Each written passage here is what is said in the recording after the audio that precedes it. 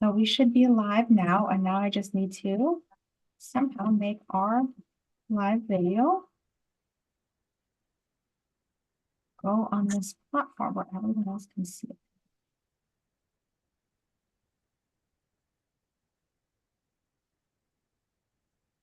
Live stream.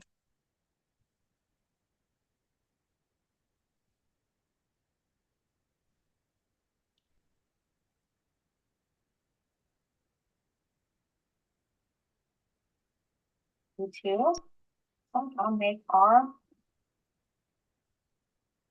All right, so we are live streaming, and I just need to confirm that live stream is visible.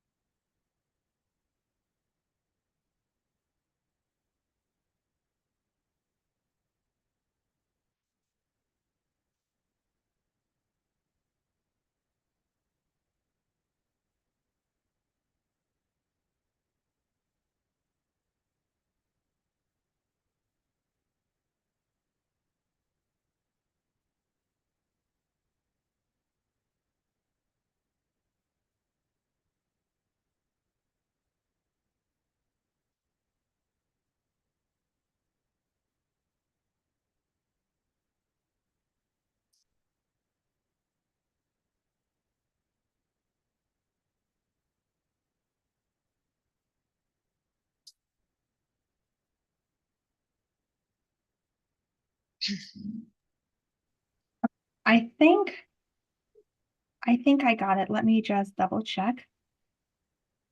Okay.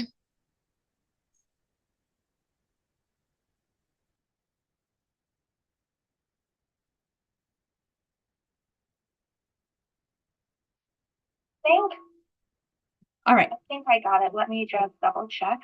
All right, we are officially live. So Awesome. thank you. First of all, I want to apologize to everyone for the technical difficulties.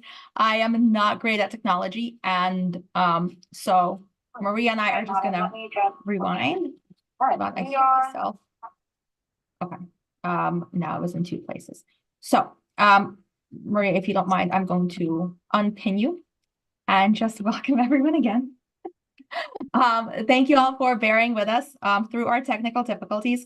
I am Katarina, ENGin founder and CEO, and your host for today's event. And we are here to celebrate ENGin and have three wonderful segments planned for you today. But before we jump into those, I want to thank each and every one of you for being here and for supporting ENGin however you can. It's truly an honor for me to celebrate our program with all of you today and to serve the entire ENGin community as CEO every day. Why ENGin? I did not think I would ever quote Marjorie Taylor Greene, but in that Congresswoman's recent words, we are here to make Ukraine great again. And how do we do that? Well, if you're here, I think you already know that ENGin is special. We live in the world of boxes: language studies, psychological support, professional mentorship. ENGin transcends these categories. Our model ignites conversations that offer English fluency, friendship, cultural exchange, academic or professional mentorship, and all of that in whatever particular mix each specific student needs. In any given session, a student or volunteer may share family photos, vent about the war, practice conditionals, go on a tour of an American grocery store, compare the healthcare systems in their countries. I could go on and on. Each student and volunteer pair create their own ENGin experience. There are truly no limits to the power of conversation. I'm so glad that we could gather today to celebrate this movement that we have built together. I'm touched by the fact that we have over 250 people attending today, and we've already raised over 50% of our target to support the program. And I hope that over the course of this event, we can hit our $25,000 goal, and I will be checking in on our progress later on. And now, without further ado, I'm thrilled to welcome our first speaker, Maria Soroka from Raz. A little bit about Maria. In 2014, at the peak of the protests at the Maidan, Maria joined several fellow Ukrainians living in New York City to create Razom, a startup nonprofit seeking to amplify the voice of Ukraine to an American audience. 8 years later, Russia's full-scale invasion catapulted Razom to the front of the fight of Ukraine's freedom here in the United States. It is now perhaps the largest and most well-known Ukrainian nonprofit operating in the US. As an active member of Razom's board, Maria is responsible for organizing cultural events as well as cooperating with government representatives, activists, and various civic groups and human rights organizations in support of Ukraine's quest for democracy. Razom is an inspiration for smaller and younger nonprofits like ours, so I'm honored to have Maria here with us today. Thank you for being here, Maria. The floor is yours. Thank you, Kate. Thank you. It's an honor to be here with you. I'm really excited to participate in your event today, and congratulations. You have built something really amazing. ENGin is bringing a lot of people together, and I'm really, really proud to know you. As I mentioned before, in the beginning of 2022, I think you were one of the most active volunteers on Ukraine. We worked on multiple projects, and then you took off and created ENGin, which is again one of the most impressive nonprofits in my opinion, because it is very effective and it's very tangible. And literally anyone who is interested in Ukraine could plug in and understand Ukraine better through a human connection. In a year ago, in 2023, my husband and I were visiting a friend in Nashville. His name is Jared Godard. I don't know if he's listening, he's listening to us today. Jared is a family friend from million years ago, so to say. And Jared told us that he now has a friend in Kiev. His name is Oleg, and we were surprised to know how come now you have a friend in Ukraine who's not connected to us. And Jared told us about ENGin, and I knew about ENGin already, but it was just, to me, that's when it hit, where now you have your close friends that are participating in volunteering for ENGin without you even telling them what ENGin is. So this is a truly impactful vehicle, and I do believe that it's just going to continue growing because of interest of what's happening in Ukraine. So Jared, if you're listening, hi. And to talk a little bit about what is important today when it comes to volunteering for Ukraine. In the beginning of 2022, many of us with connection to Ukraine, we're trying to get to the media, we're trying to raise money, to do everything possible to stop the war within days, then within weeks, then we realize it's going to take months. But back then we thought this is Ukraine's fight. This is about freedom for Ukrainians. Where 2 years after the full-scale invasion, I don't think we think that anymore. I think now many people in different areas of government and nonprofit world and foreign policy realize that what's happening in Ukraine is not about territories. It's not about Ukrainians. It is really the fight against Western values. And yes, it might sound cliche, it might sound to some people annoying, but it truly is not about Ukraine. And I think it is important for us as Americans to understand that our involvement just on a human level is making Ukrainians feel heard and understood. And that's what will bring us closer to the victory. In 2022, Razom started an advocacy group, which now grew to a professional team based in Washington. And twice a year, we have Ukraine Action Summits. I don't know if any of you participated in those, but I know Kate has. And I do think it is important to make your voice heard as an American with now connection to Ukraine through your partners and mentees, to tell people in Congress about who Ukrainians are, because very often things are being misunderstood, and due to the foreign agents and influence, things are being confused on purpose for a regular American to understand what is happening in Ukraine. Some of my neighbors and friends think that the war is not so bad anymore. It's been 2 years, or the war is over. And I think having these conversations today is very important, because what is the future for Ukraine? What is the future for the people that you are speaking with on the regular basis in Ukraine? You have this direct connection. You have these conversations, which are more important than many things that I think politicians and big leaders do. You have an understanding of the needs and the wants of what's important, and it's simple things, really simple things. People want to be understood. They want to have safety. A lot of Ukrainians that left Ukraine in 2022, they want to be back. It's mostly women and children, and a lot of them want to go back to their families and go back to their lifestyle. And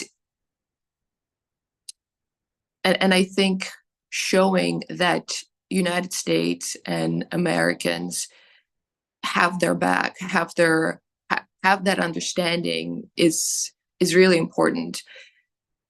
When Erasmus started in 2014, I lived in New York. My father lives in Kiev. And to me, it was important to know what is going on.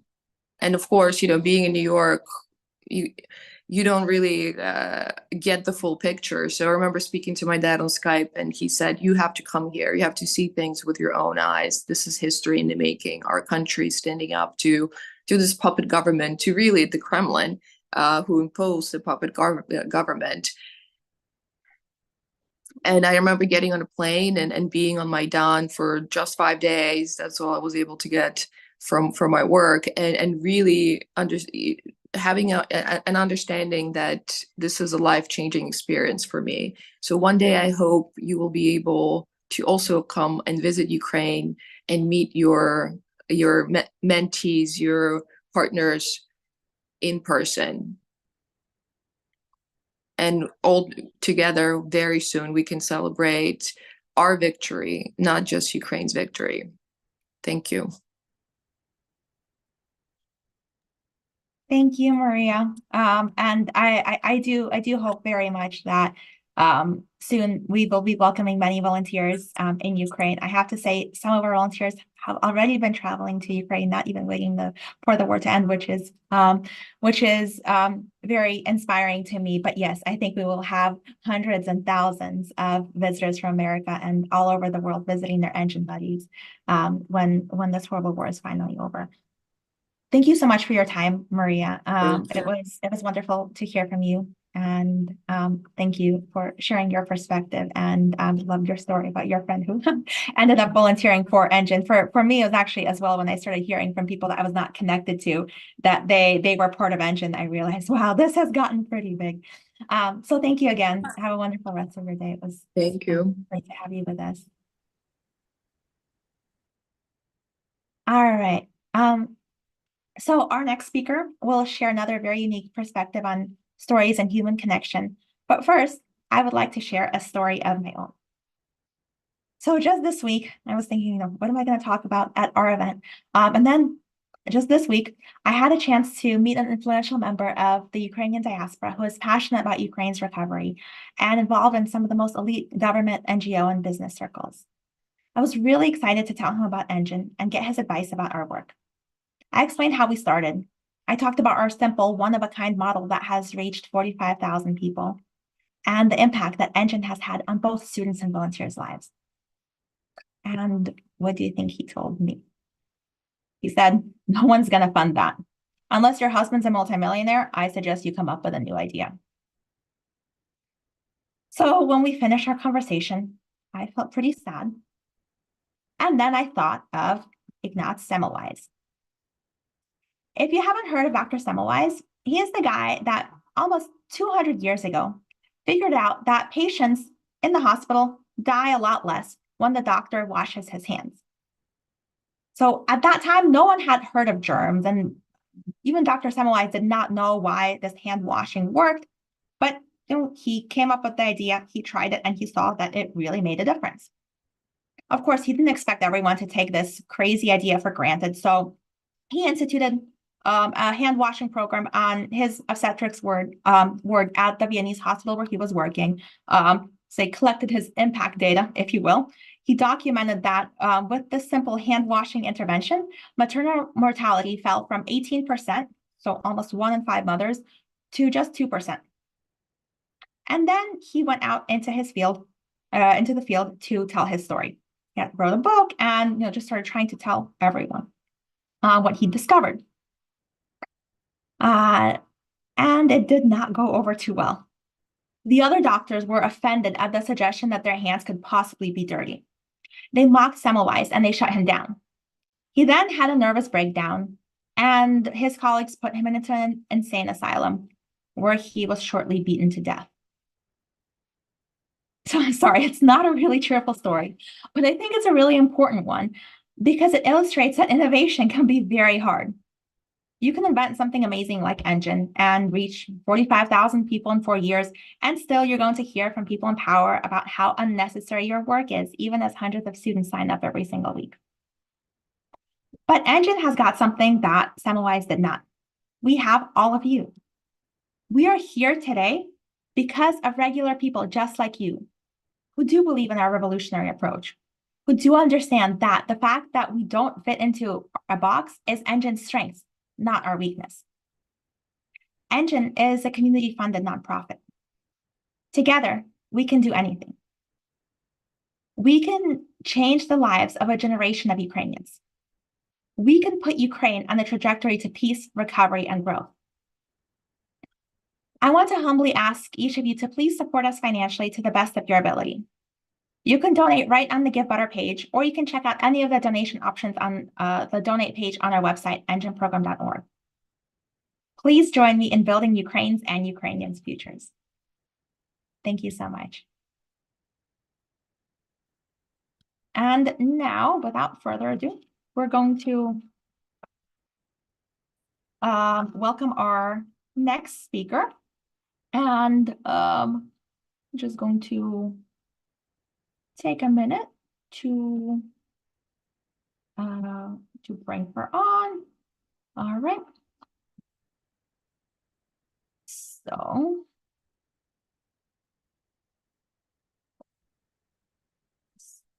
waiting for her to enter the Zoom, and then I will formally introduce her. Hi, Anna. Are you there? Can you hear me? Yeah, I can hear you. Okay, perfect. So I'm just going to quickly introduce you, Anna, and then I will hand it over to you. So our next speaker is truly the testament to the power of ENGin and the power of conversation. She is my speaking buddy, Anna Yatsenko, the founder of the nonprofit After Silence.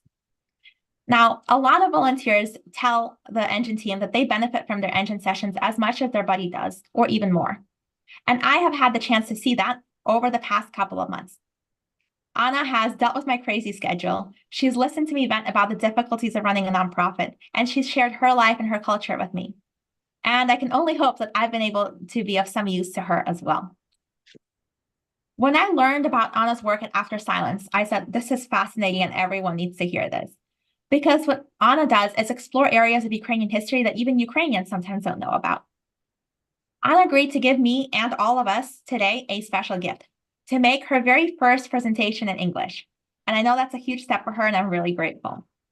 A little bit about Anna. She graduated from the master's program in media communications at the Ukrainian Catholic University in Lviv, and she founded After Silence in 2021. She will be sharing a bit about her work, and if you have any questions for her throughout her speech, there is a little box to leave questions in the right-hand pane in the Give Butter page, and we will do some of those after. And now, please welcome Anna. Hello, it is a great honor to me to speak to you today. And I am very grateful to my buddy, Katerina, and the whole ENGin team for the opportunity. And I would like to tell about my organization. And now I share my presentation and start. Yep. And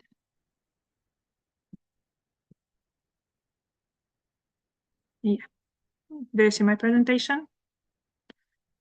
Yes, it's all good. Yeah, perfect. So, the public organization, After Silence, is an independent initiative, and it was founded in 2021. That's 3 years ago.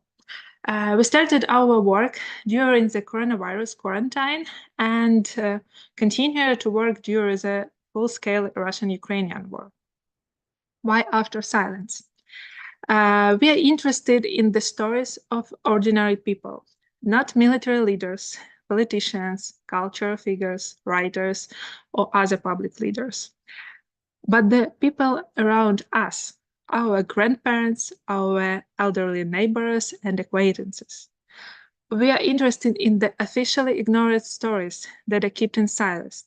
Most often, they are about traumatic experience related to the past, especially about the time of Soviet and National Socialist violence, but also it is about our present.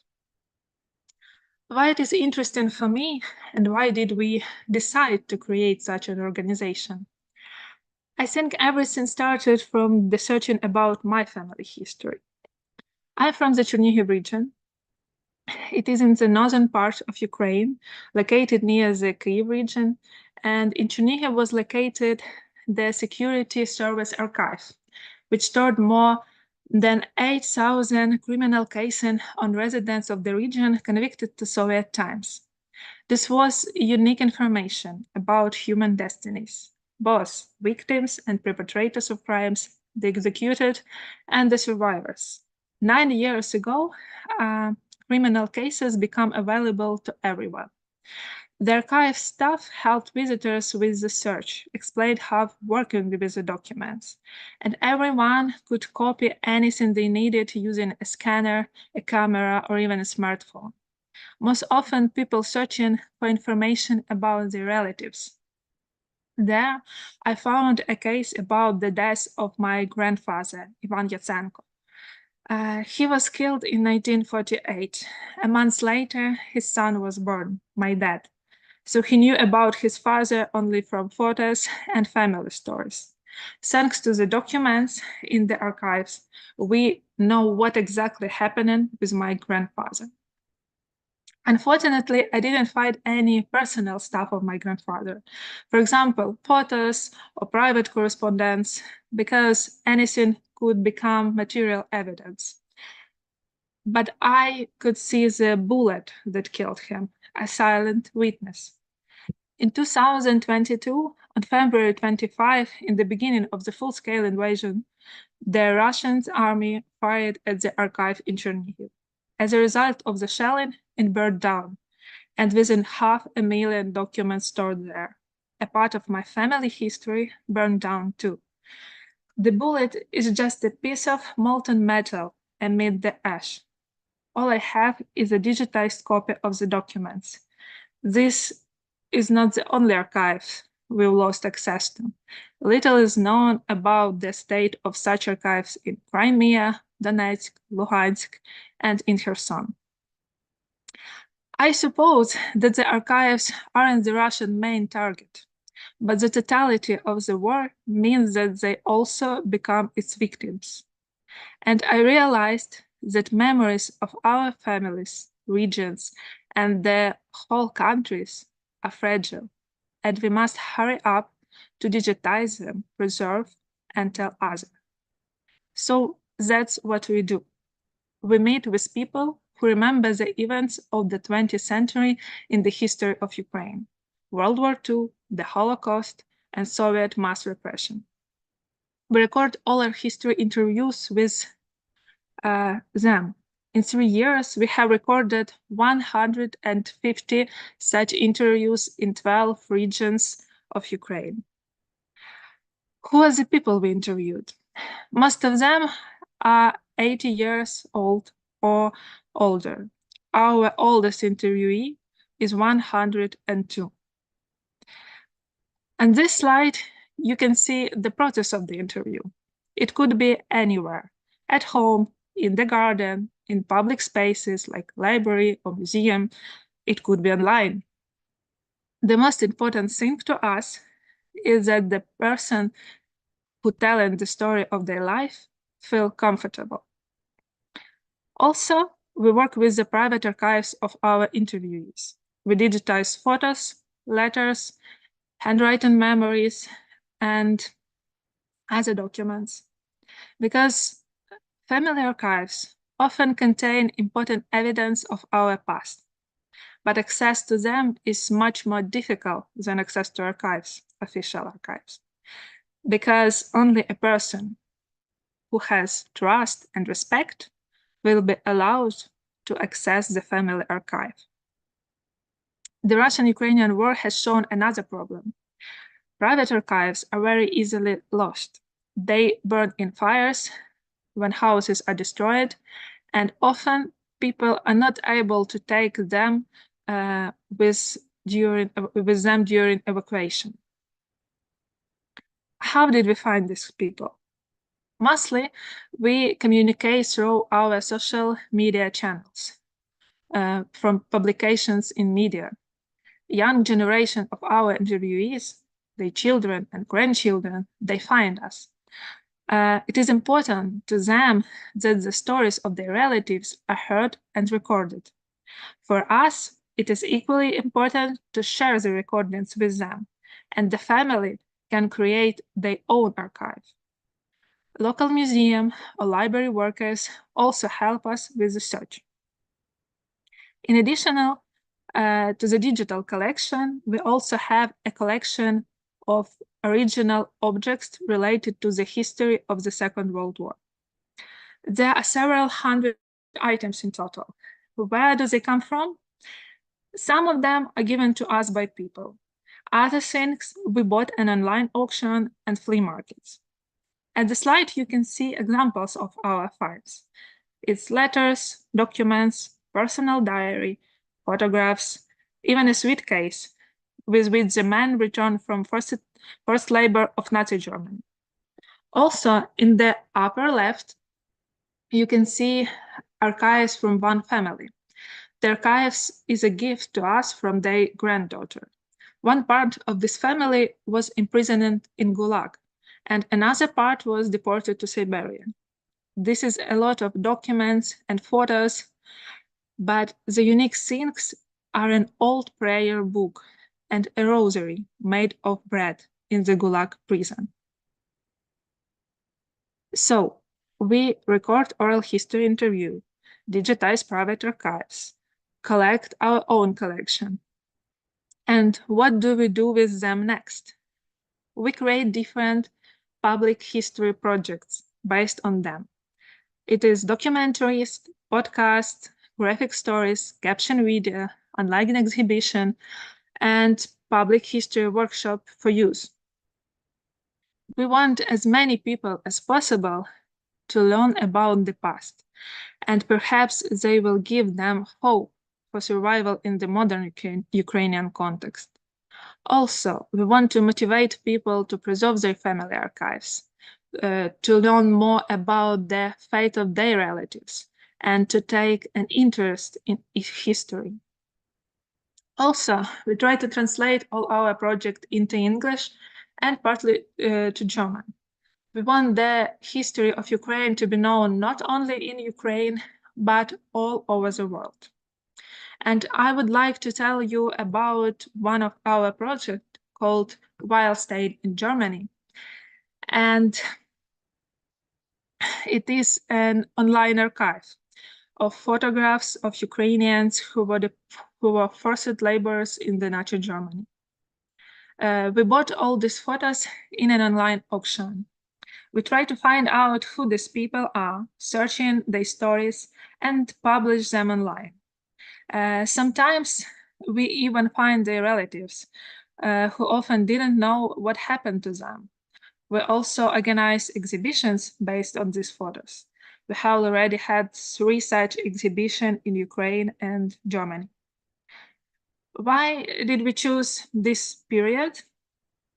Because during World War II, more than 13 million people were forced to work on the territory of Nazi Germany.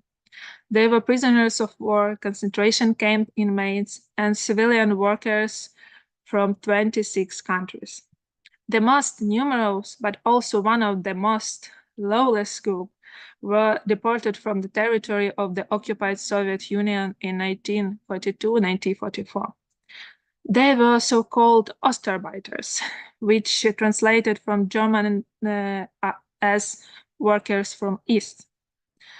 There were about 3 million of them, and a visible sign of this status was a patch with the inscription Ost. The Nazi regime didn't identify them by ethnic original groups. In most cases, they were simply identified as Soviet Russians. Most of them, however, after 2 million people, were from Ukraine, from occupied Ukraine. There were many young women, many teenagers, and even kids. They worked everywhere, from large factories to small farms. They received miserable salaries. They often hungry and didn't have proper medical care. At least a quarter of these forced laborers never returned home. Nearly 80 years after World War II, many families in Ukraine are still searching for information about what really happened to their relatives.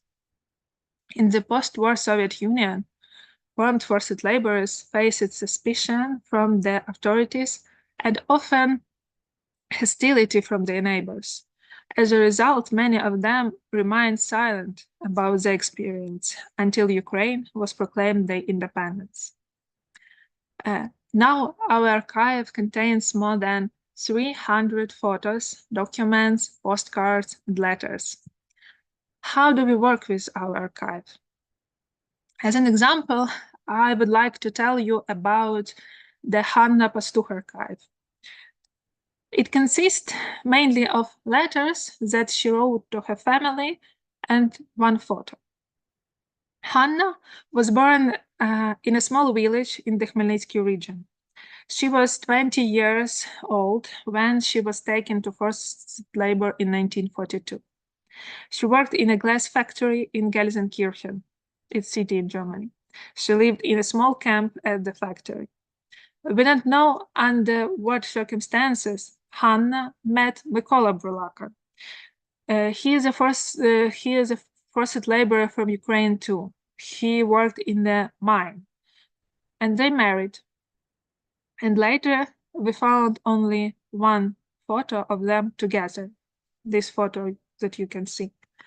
In April 1945, they were liberated by the US Army, but the end of the war didn't end the sufferings of the former forced laborers.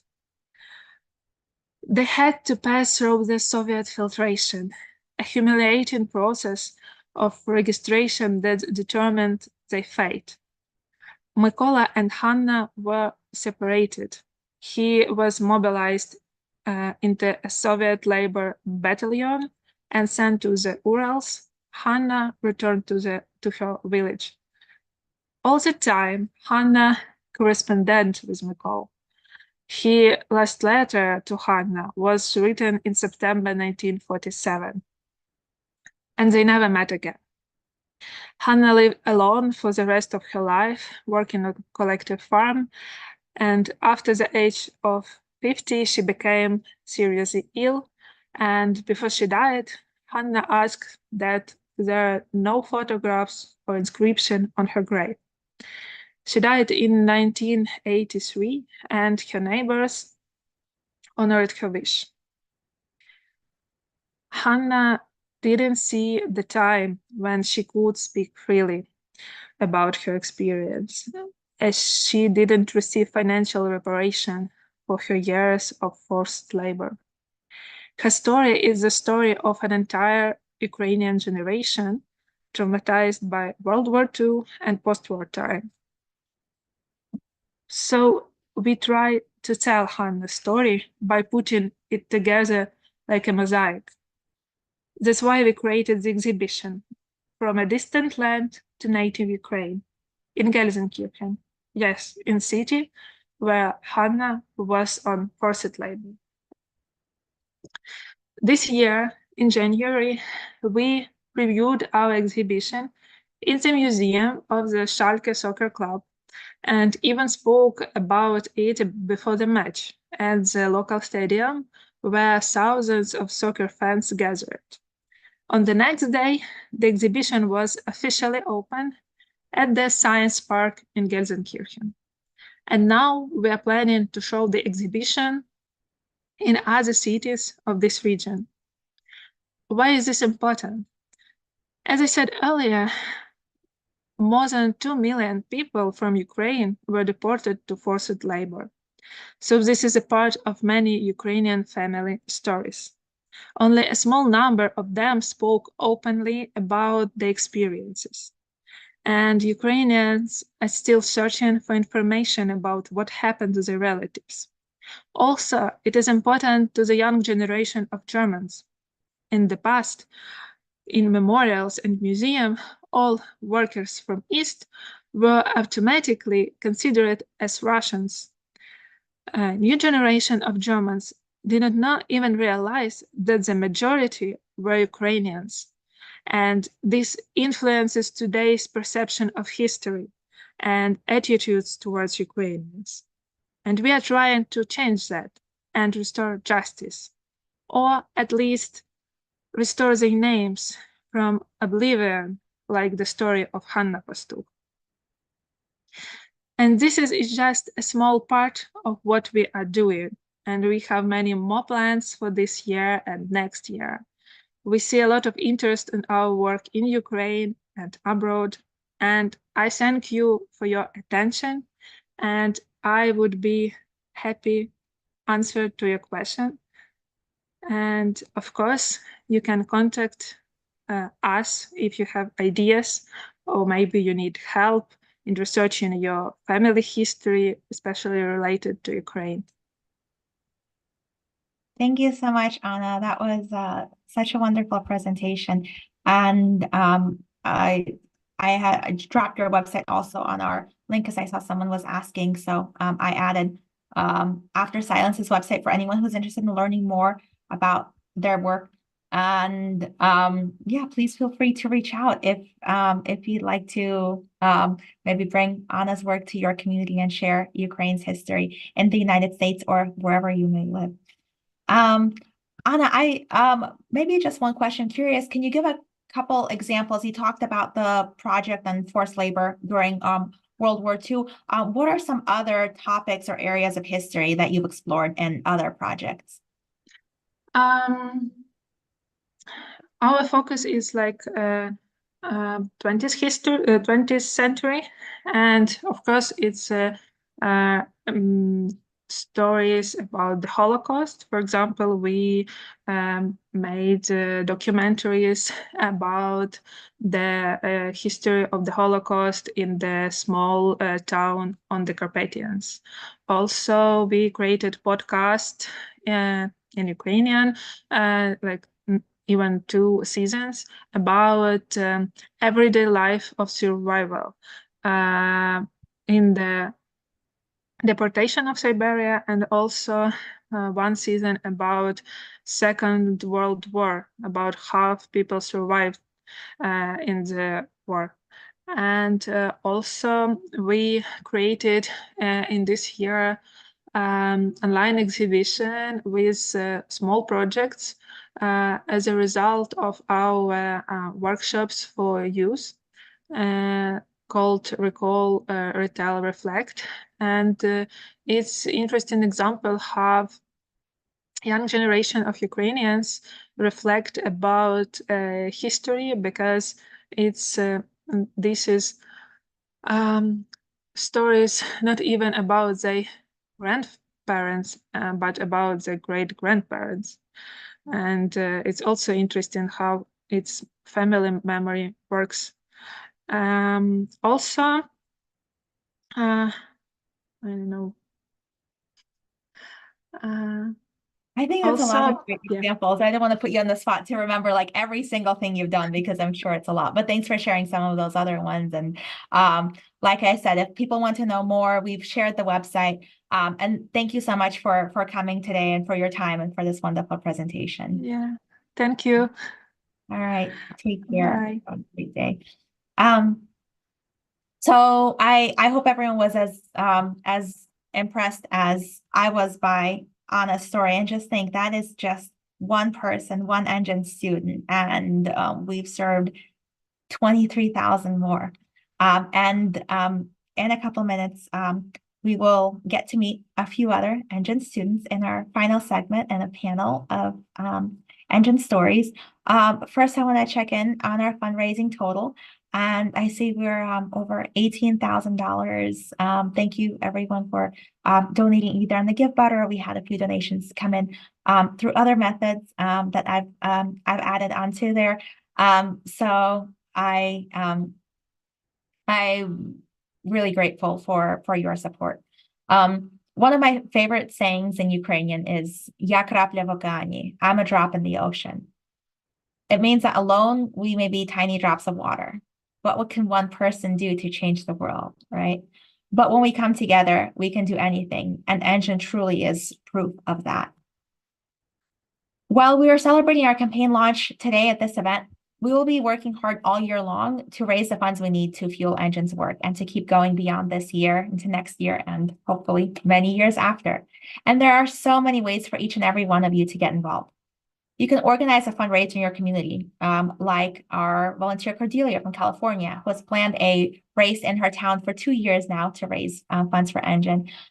Or volunteer Liana in Connecticut, who organized a fundraising lunch and silent auction this January, which I was lucky enough to attend in person.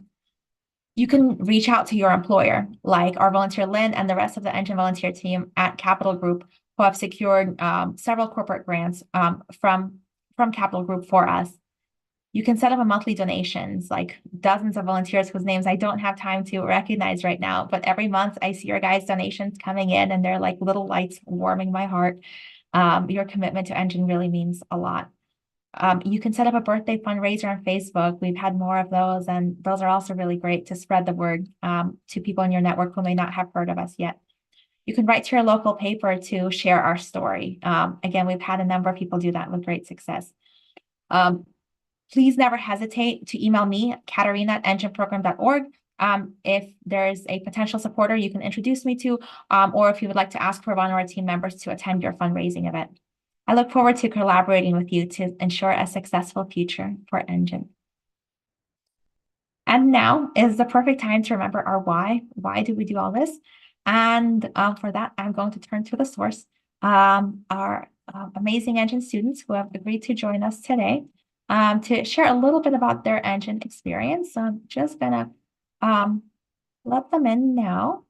And please do use that chat box in the Give Butter site if you have any questions for our students. I have a bunch of questions for them, so I'll get started. And if there's any other questions, I'll try to find those as well. But now let's wait for everyone to join. Hi, guys. Thank you so much for coming. If you could turn on your cameras so we could see your beautiful faces. I'm Katerina. I know I haven't met most of you yet, but I'm really glad to have you here. So first, I just want to start with quick introductions from each of you. Maybe just your name, how old you are, and how long you've been a part of ENGin. And maybe like what you do, like if you're working or studying, like what you do in your life. Besides being an ENGin student. So Ksenia, let's start with you. Hi, I'm Ksenia. I'm 25 years old, and I have been with ENGin about 4 months. And are you working or studying now or working on any projects outside of ENGin? Yeah, I'm working as a SMM manager, and I'm studying some courses time to time, but most of time I'm working. Wonderful, welcome. Victoria, how about you? Victoria, can you hear us? Come back to Victoria. Alina, can you introduce yourself? Yes, sure. Good afternoon, everyone. My name is Alina. I am 21 years old. Now I am a student on the master's program, and I have been participating. I'm currently studying, but Oh, sorry. I think we have a lag there from Victoria. Go ahead, Alina. Why don't you finish? Yes, and I have been participating in ENGin Sorry, do you since hear me? 2021, and I had a little break for 3 months in 2022 and returned in the program in 2023, and I'm again here. Wonderful, welcome. All right, Victoria, I think there's a little lag, but I think now hopefully you can hear us and we can come back to you. If you can just unmute yourself.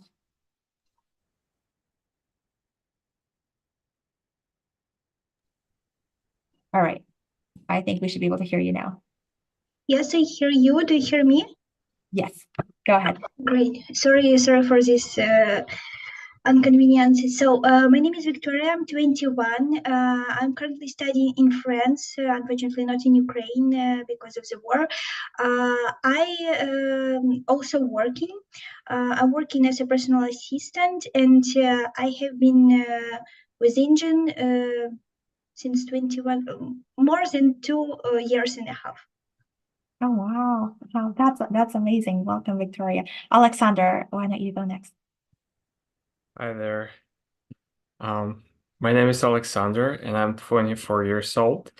And I've been a part of ENGin for a year and a half now, and it's been quite a journey for me. And currently, I work in sales. What are IT sales, perhaps? Yeah, Or yeah, IT sales. so do you work for Svitla? I saw that in your Yes, I do, and that's actually quite a story because, long story short, I received a newsletter from ENGin and have decided to give it a try. So I'm with Svitla for I think 1 year and 4 months already.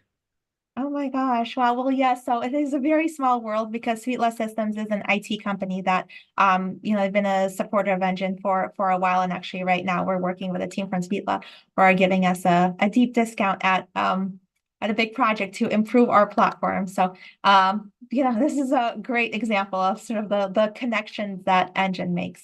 So welcome, Alexander. And I think we have Maria next.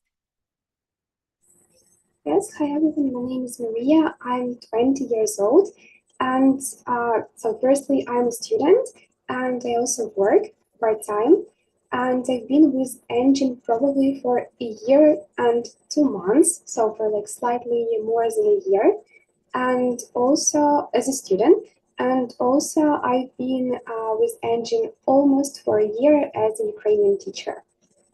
Oh, wonderful. I'm glad to have someone from our Speak Ukrainian project as well. So thank you all for being here.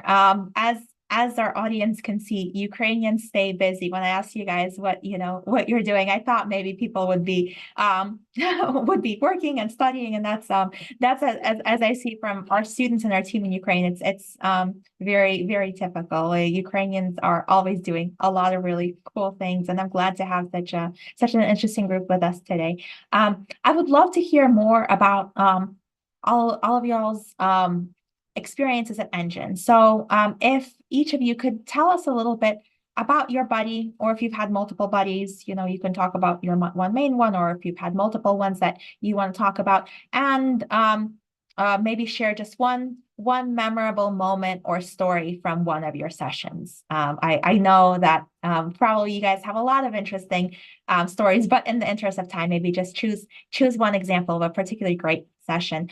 And maybe we'll go in the same order. So Ksenia, would you like to start us off?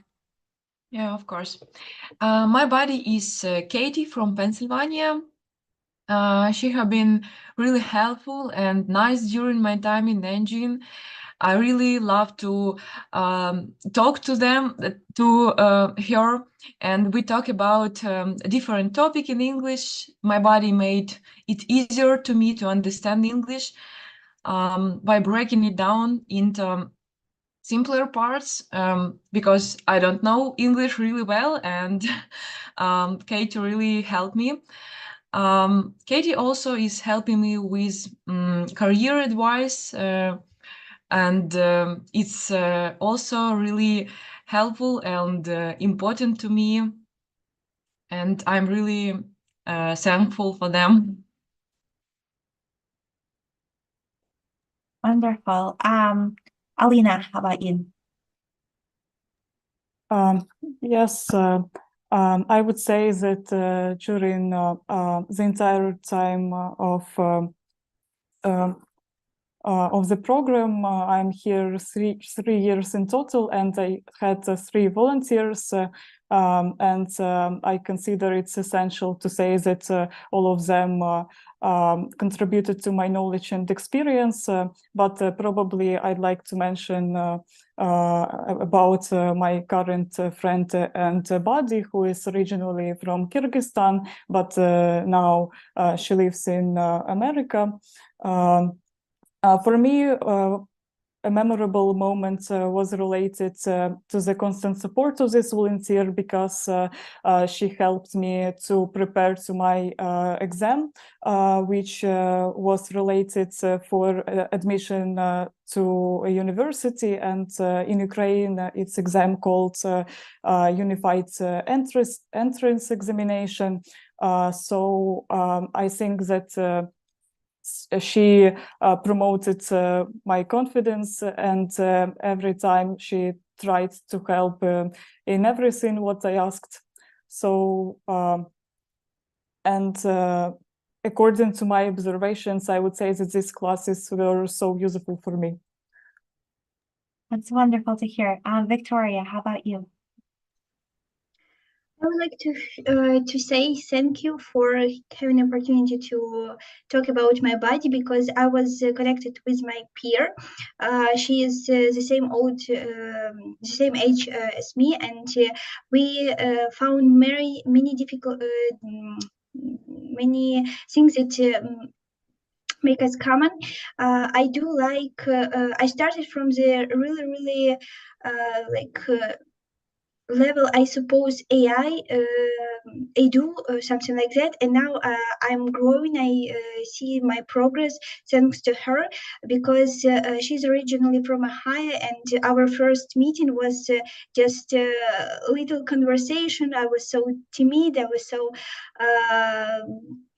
ashamed to speak of my level of English, but now we can just speak over the clock, 1 hour, 1 hour and a half. I met her. It was the previous year. We met in Italy, and we prepared borscht together. It was something incredible to share how to see how American girl tries the borscht first time in her life. She said that it was really tasty, and I'm glad that she liked it. So I really every lesson with every session with her, it's like a little event for me. I'm so happy, and I'm really kind of sad but it's going to that right now. That's so wonderful, and how fun that you guys got to meet in person. Alexander, how about you? Yeah, so I've been practicing English with 2 different volunteers, and my first buddy, Christian from from the US, from state of Mississippi, and he has been a great support during my time with ENGin. And one memorable moment, probably. So now I have a second volunteer who is originally from Australia, but he lives in the UK.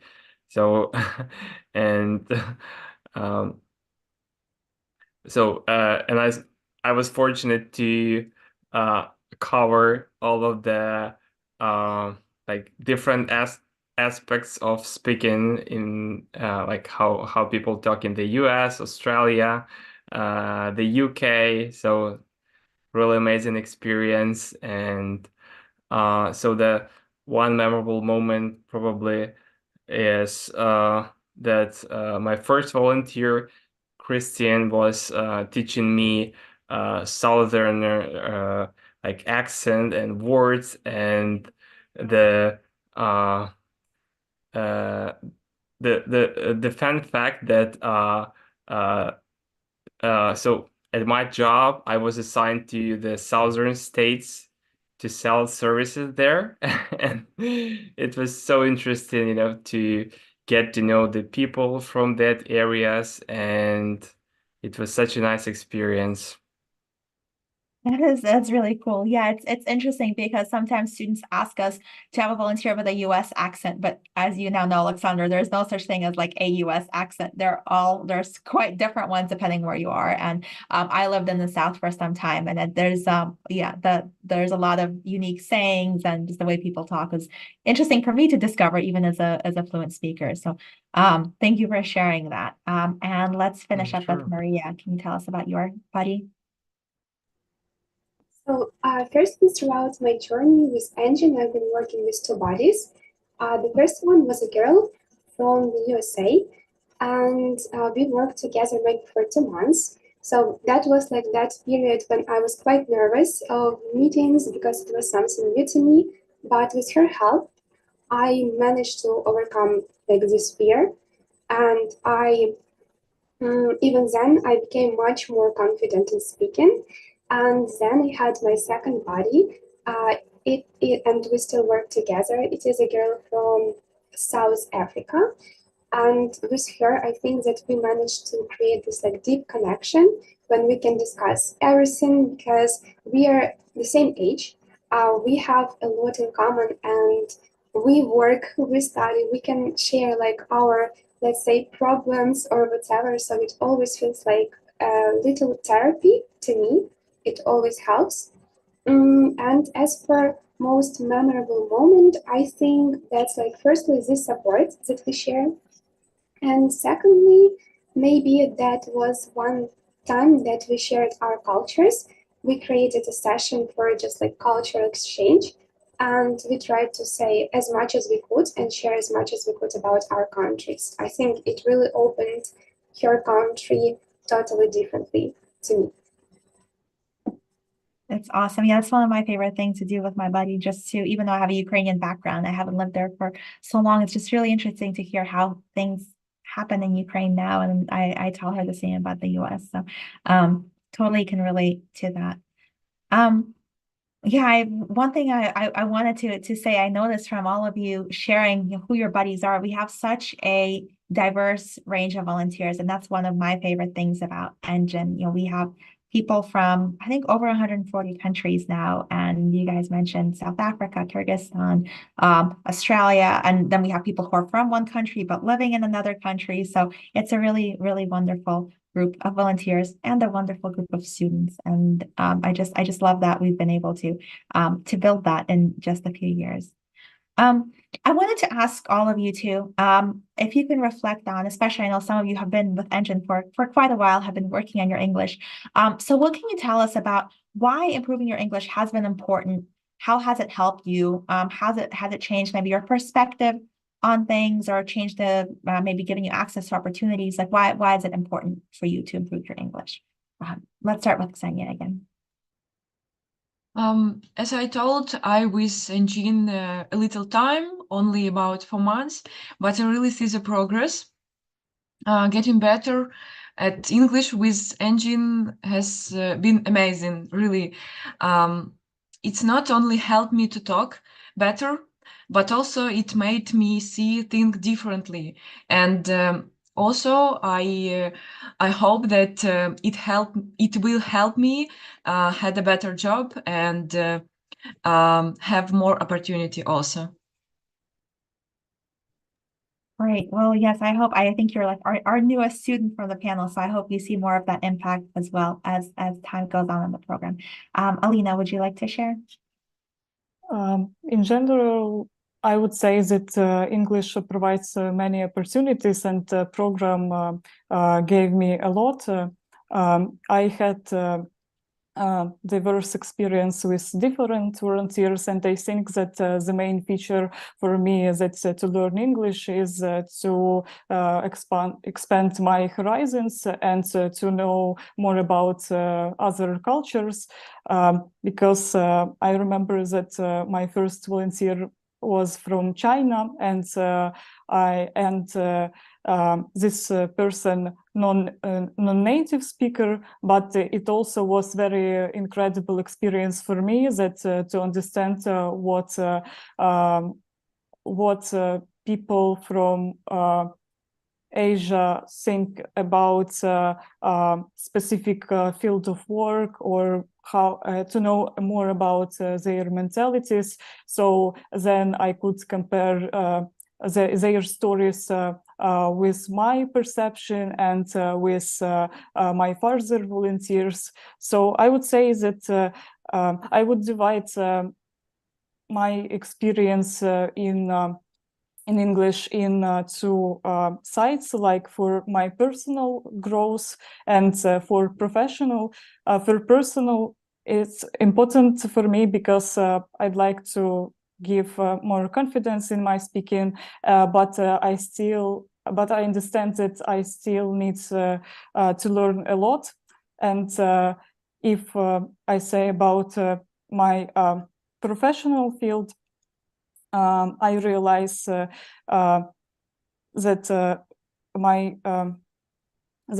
my studying requires to read a lot literature, and then I should understand everything deeply, especially in history. So I want to improve this.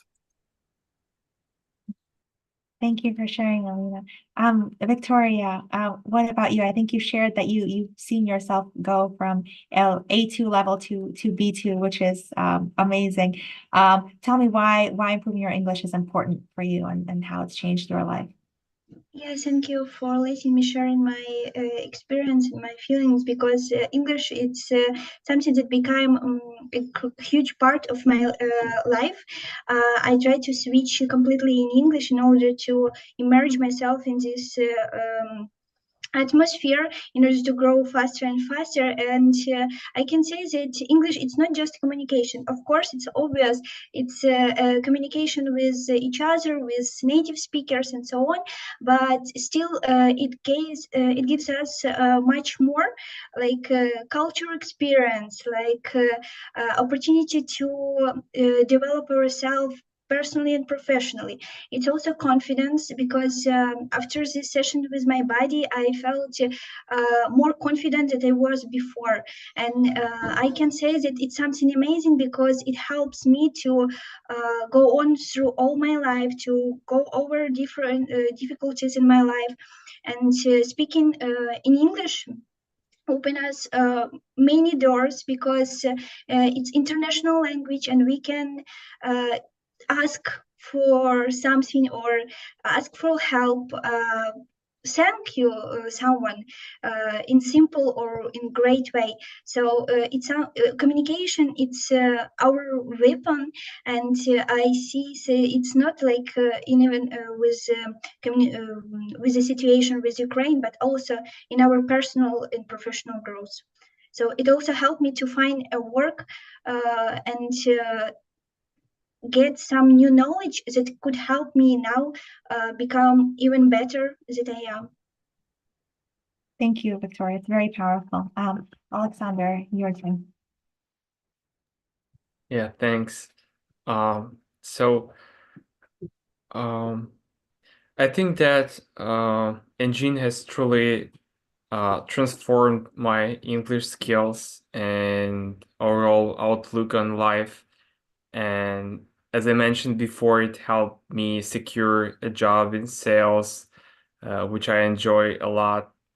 And the first question probably when I get on a session on a first session with my volunteer was, well, do you understand me?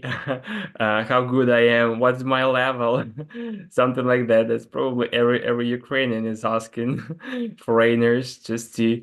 I mean that it gave me that confidence that foreigners, even native speakers, they easily can understand us. They can understand me, and it gave me confidence and courage to talk to people, get to know people, and I see the value, the opportunities that knowing English language provides to you. That's you can study easily on Coursera or other resources. You can consume a lot of high quality information. You can apply for jobs, etc. So I'm extremely excited about this chance to know and practice English, become better, and use these opportunities in career, especially. Thank you, Alexander. Yeah, I think that confidence is really the theme that I hear from a lot of our students, and then everyone has their own story and their own goals. But I think one thing that every ENGin student probably agree that they got from their sessions is confidence. So thank you for voicing that. And we'll finish with Maria. So firstly, I think I need to mention that now I work as an English teacher, and also I study English as my major at university, so I'm literally surrounded by English, and that's why I think these sessions, it made a great improvement for me in all the areas of my life. So firstly, of course, it helped me to make a better contribution at work, and also it made much easier for me to study. For example, it was mentioned reading all the academic papers and all the researchers. That's really great to know English because there are a lot that we cannot find just in Ukrainian. So that really opens the doors, and as for me, as also a translator, it helps me to open these doors to other people in Ukraine by translating these papers. And also, I guess one of the most important things that improving English with ENGin gave me was also understanding of different cultures, that we all are different, and helping to really find this common ground with everyone. Despite our backgrounds, despite what we have now and how we are living, just understanding that we all can find common ground, even so we don't share a common language. And also one of the things that ENGin and improving English helped me with was participating in short-term exchanges, students exchanges, because I could write a good CV, I could write a good motivation list, and also I could speak well. So it helped me a lot there as well. That's a lot, and you guys are hitting on like all of my favorite things about ENGin. One of the things I want to highlight is that Maria mentioned she's an English teacher, and we have a lot of people who teach English, at schools as private teachers in different contexts who come to ENGin. And I just love that because then we're not just helping the student, but we're helping all of the students that then that teacher will work with, and really amplifying our impact. So thank you, Maria, for coming to us and improving your English so then you can then teach others and help us get to our goal of English fluency throughout Ukraine. I also think what you said about cultural exchange, which I know a bunch of you guys have mentioned, is finding common ground. It's so important. And honestly, here in the United States, I think we could use, ENGin for Democrats and Republicans, so people talk to each other and remember that we're different, but we can still like each other. So I think that is also such a powerful part, even aside from the language piece, just getting to know someone who's different and finding that common humanity. That is such an important part of ENGin. Now I have one more question for you guys, and obviously for over 2 years, Ukrainians have been facing this difficult full-scale invasion, right? The war has been going on since 2014, but the full-scale invasion really took things to a new and horrible level.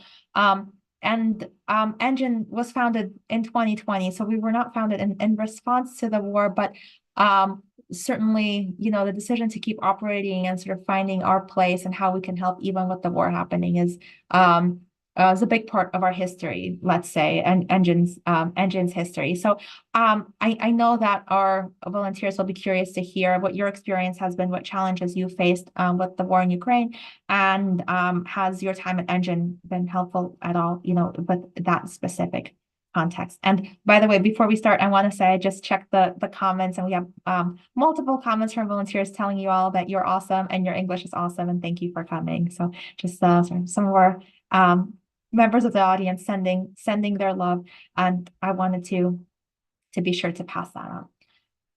But now let's go to Ksenia. You can start us off and share a bit about your experience with the war. Actually, during the war in Ukraine, life got really tough. ENGin was like a safe place for me.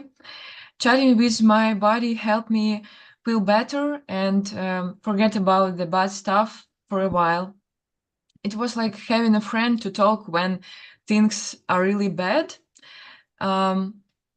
especially when the residential building I live in was targeted with the Russian missiles at the beginning of February. And my buddy Katie was very supportive and helped me through this challenging and mentally hard traumatic experience. She sent me even a gift card from US, so it was really nice, and it was warm and kind. And I understand that she didn't have to do it, but she did, and I really appreciate it. That's really a sweet story. Thank you, Ksenia. Alina? Yes, perhaps one of the challenges during the war it was maintaining my mental health and then my language level, because moral state and learning, they are interconnected, and in addition, I studied online, so sometimes I felt informational and psychological pressure on me, and it seems to me that at that time I needed informal and easy communication. So this program gave me this opportunity to communicate and to interact and to give this support, to give this this support from the volunteers, and who eventually became friends for me. So I also want to use the opportunity and to thank to my volunteers, Leah and Sezim also. And also I can claim that the program helped me to solve specified problems, and I also used sometimes published materials on social networks that to check myself, like grammar, because I feel that grammar my weak point, so I always check myself. And also I would like to mention one curious situation which happens to me. When I decided to return to program, I had to go through an interview, and one of the questions was related to mental health, and then I responded that I have an introverted personality, but I would like not to close myself off from all events in my feelings. So I would like to switch to the outside world and to recharge my social battery. And I remember how warm one of the interviewers supported me in those times, and I felt how it was valuable for me sometimes, and it was really touching for me. Thank you for sharing, Elena. Victoria? I would like to mention that Ukraine is living through a difficult time now, and when I were here during this time, the beginning of the war, and I felt blackout as well. It was the most difficult time for me, because at that time I also was working as an English teacher, but online, and all time looking for a charger, looking for the unbreakable points, which helped me to just keep alive my laptop, to just give some money to live. At that time, I was trying to not lose the touch, lose the connection with my body, because it was really supportive. She all time said that everything will be okay, not worry. It was really difficult, but I'm thankful to her help. We are overcome all together this difficult period in my life, and it helps me to understand that English, it's a huge investment, and I need to go on with that, because the one thing that with which I can help Ukraine now, it just speak about this problem. It just told everyone that we still need help. We still have this war. It's didn't finish. And yes, as I mentioned before, for me, English, it is like a weapon here. Since I'm not at home, since I'm not in Ukraine, I can use it just to tell everyone that who we are, exchange our culture, exchange our kind of problems, and support in this way my country. Thank you, Victoria. I think that's really powerful. Alexander? Yes. So throughout the challenges of the war in Ukraine, I think ENGin provided a ray of positivity. Chatting with my volunteers helped me focus on the good, among the chaos, and reminding me that there is always hope and kindness in the world. And I was able to receive, some kind of advice from the outside, because like in Ukraine, people so concentrated on, doing their like day-to-day stuff, like even after the long night in the shelter, you have to like get up, go to work, and maintain your usual lifestyle. And sometimes it's challenging, and sometimes you feel tired. And when you talk to Ukrainians, let's say, so everyone the same, like we feel the same. And when like I talk to volunteers, and actually we reconnect with my previous volunteer, and we talk with my current volunteer, and sometimes I receive advice that maybe I should take a day off or something like that. So that's really helping me to keep up with the day-to-day tasks despite the war. And yeah, that's the source of positivity for me, and the friendship as well. That's great. Yeah, Alexander, I think it's so powerful what you're saying, like talking to someone who's not in it, I think can be really important, right? You want to talk to, of course, your friends and family who are also going through it, but sometimes talking to someone who's not struggling with the same things and can provide that support because they're not dealing with war right now can be really helpful as well. And Yes. Maria, how about you? So I joined ENGin when it was already second year of the war. So my problems back then were kind of different as at the beginning. But I guess my biggest problem was this feeling of isolation.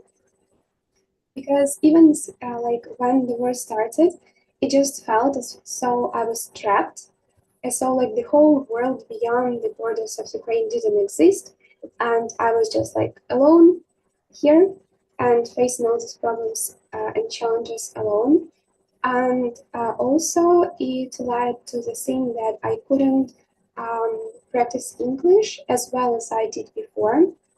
So firstly, I couldn't, of course, visit offline events, offline lessons. I couldn't speak with native speakers in real life, and I couldn't meet a lot of people, a lot of new people during that time. So I guess when I joined the program, it really reopened the world to me, and it showed that there are people outside, and there are people who support us, there are people who are ready to help, and it just gave me this, again, better understanding of other cultures, better understanding of other people, and I think it just helped me to overcome this feeling of isolation. So now, if I will compare me 1 year ago and today, I'm a totally different person in terms of intercultural communication and intercultural understanding. I think that I've got like a lot of experience in that, and I'm extremely grateful about that.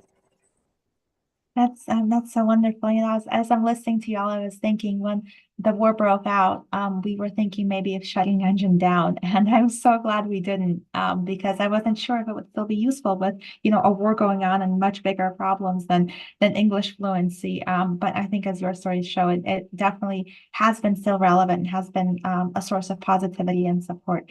So thank you for sharing that, and thank you again for sharing your stories, for being here. We're at the end of our event, so we're going to wrap up. But yeah, I'm very grateful that all of you made the time on the weekend to come and talk so openly to us, and really give our volunteers a peek into you know, real stories from real Ukrainians who are part of the program. Thank you all again.